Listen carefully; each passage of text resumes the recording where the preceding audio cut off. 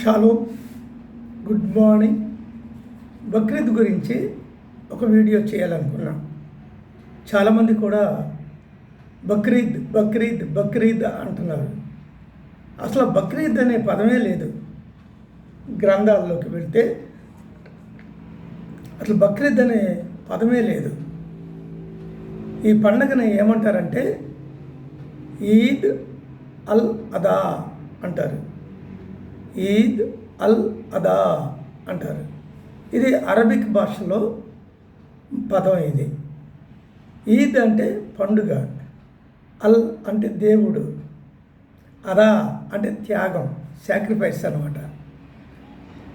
దీని యొక్క అర్థం ఏంటంటే ఈ పండుగ యొక్క అర్థం త్యాగం యొక్క పండుగ అని అర్థం. ద ఫెస్టివల్ ఆఫ్ సాక్రిఫైస్ దీని అర్థం అనమాట. దీన్ని సాధారణంగా బక్రీద్ అని పిలుస్తున్నారు. అంటే త్యాగాల పండుగ, త్యాగాల పండుగ. అయితే హీబ్రూలో దీన్ని ఈద్ ఎల్ భేడ్ అంటున్నారు. ఈద్ అంటే పండుగ, ఏల్ అంటే దేవుడు. అక్కడ అల్ అన్నాడు, ఇక్కడ ఏల్ అన్నాడు. హీబ్రూ, అరబిక్ రెండు అక్క చెల్లెళ్ళు. రెండు భాషలో కుడి ఎడంగా ఒకటే ఉంటుంది. ఇక్కడ భేడ్ అన్నాడు. భేడ్ అంటే గొర్రె, గొర్రెపోతు, మగ గొర్రెపోతు అని అర్థం అనమాట. అంటే అసలు వాస్తవానికి ఇది పండగ కానే కాదు. అయితే ఈ పండగ యొక్క విశేషం ఏంటంటే అబ్రహాం గారితో దేవుడు చెప్పాడు, నీ ఒక్క కుమారుణ్ణి తీసుకొని వచ్చి ఆ కొండ మీద, అంటే మోరియా కొండ మీద నాకు బలిగా అర్పించు అని చెప్పాడు. అన్నప్పుడు అబ్రహాం గారు ఐజక్ని తీసుకొని కుర్బాన్ చేయడానికి, అంటే ఆయన్ని దేవునికి బలిగా ఇవ్వడానికి తీసుకొని వెళ్ళాడు అని హీబ్రూ గ్రంథాలు చెప్తున్నాయి. బెరీత్ చెప్తుంది. మరి ముఖ్యంగా బెరీత్ యూదుల యొక్క మత గ్రంథం. దీనన్నిటికీ మూలాధారం అదే వాస్తవాలు చెప్తూ ఉంటుంది. అందులో అబ్రహాం గారు ఐజాక్ని తీసుకెళ్ళాడని వ్రాయబడి ఉంది యూదుల యొక్క గ్రంథంలో. అలాగే బైబిల్లో కూడా, క్రైస్తవ గ్రంథమైన బైబిల్లో కూడా ఇదే రాయబడింది. ఇది కుర్బాన్ కొరకు తీసుకొని వెళ్ళాడు. అయితే ఐజాక్ని కాదు తీసుకొని వెళ్ళింది, ఇష్మాయిల్ని తీసుకొని వెళ్ళాడు. ఇష్మాయిలు అబ్రహాం గారి యొక్క జ్యేష్ఠ కుమారుడు, పెద్దోడు కనుక వాడిని తీసుకొని వెళ్ళాడు అని ఇస్లాం మతం అంటుంది. అయితే ఇస్లాం ఎప్పుడు మనుగుల్లోకి వచ్చింది? అబ్రహాం గారు 2000 క్రీస్తు పూర్వం 2229వ సంవత్సరంలో మోరియా పర్వతం మీదకి తీసుకుని వెళ్ళాడు. ఇప్పటికి 4229 సంవత్సరాలు గడిచింది ఆయన తన కుమారుని తీసుకొని వెళ్ళడానికి.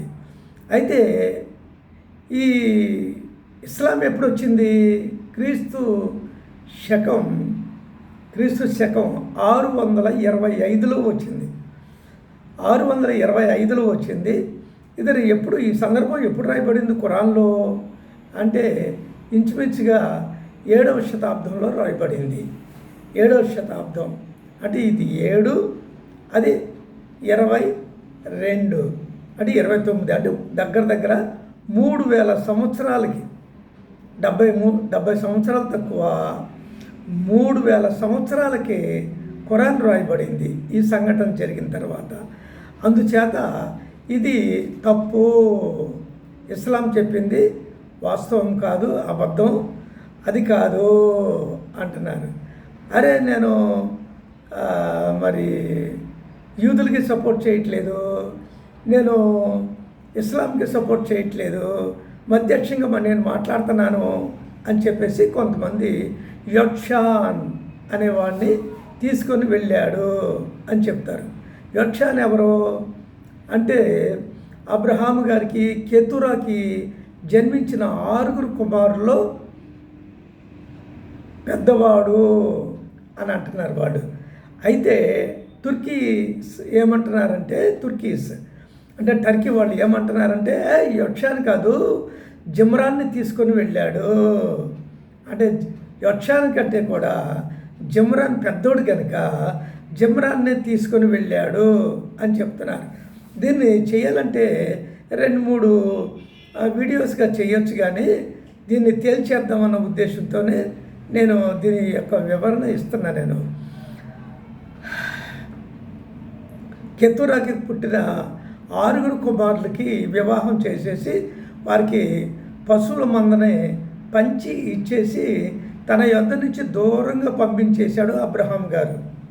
అయిపోయింది అక్కడికి. రెండోది ఇష్మాయిల్ జన్మించాడు. ఇష్మాయిల్ జన్మించినప్పుడు ఇష్మాయిల్ కూడా ఇక 14 సంవత్సరాల వయసు వచ్చేసరికి ఈయన పుట్టాడు, ఐజక్ పుట్టాడు. ఐజక్కి ఇష్మాయిల్ గొడవలు పెట్టుకుంటున్నాడు ప్రతిదానికి. వాడు ఆడుకునే ఆట వస్తువులు లాగేసుకోవటం, వాడిని తిట్టడం, వాడిని తన్నడం, ఇవన్నీ కూడా చేస్తూ ఉన్నాడు. అందుకనే శారా ఏమందంటే అబ్రహాం గారి భార్య, వాడు దాసి కొడుకు నా కొడుకుతో సమానంగా ఉండాలనుకుంటున్నాడు కనుక వాడు ఇలా ఉంటే నా కొడుకుని చంపేస్తాడు, అందుచేత వాడిని వాళ్ళ అమ్మని పంపించేయమని గొడవ పెట్టుకుంటుంది.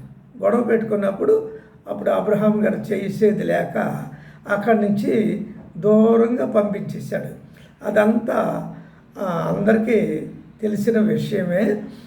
ఆ సందర్భంలో తర్వాత 25 సంవత్సరాలకి ఇది ఇష్మాయిలు